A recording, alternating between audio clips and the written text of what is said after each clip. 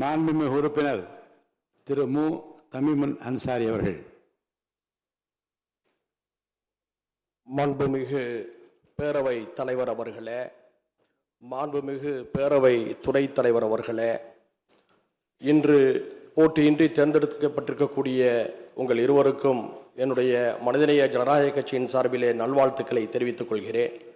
உங்களை இந்த இடத்திலே அமர வைத்ததற்காக மாண்புமிகு முதல்வர் அவர்களுக்கும் என்னுடைய பாராட்டுகளை தெரிவித்துக் கொள்கிறேன்.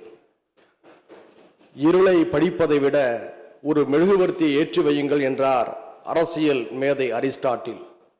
நீங்கள் மெழுகுவர்த்தி ஏற்றி வைக்கும் இடத்தில் இருக்கிறீர்கள். அந்த மெழுகுவர்த்தி இந்த அவையில் நாகரிக அரசியலின் வெளிச்சத்தை ஏற்றி வைக்கட்டும் என்று மீண்டும் வாழ்த்துகின்றேன்.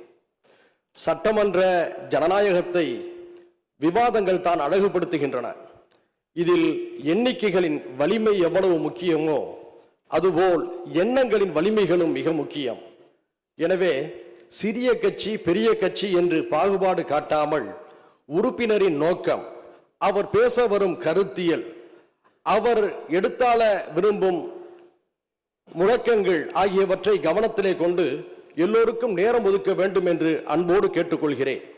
சமூக நீதி, சமூக நல்லிணக்கம், சமத்துவ ஜனநாயகம் போன்றவை ஓங்கி ஒலிக்கவும் ஜனநாயகத்தின் முதிர்ச்சியை வெளிக்காட்டவும் உங்களின் தலைமையில இந்த அவையின் செயல்பாடுகள் அமையற்றும் என்று கூறி மீண்டும் வாழ்த்தி அமர்கிறேன். நன்றி, வாழ்த்துக்கள்.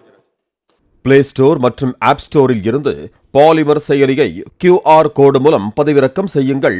செய்திகளை உடனுக்குடன் பெறுங்கள்.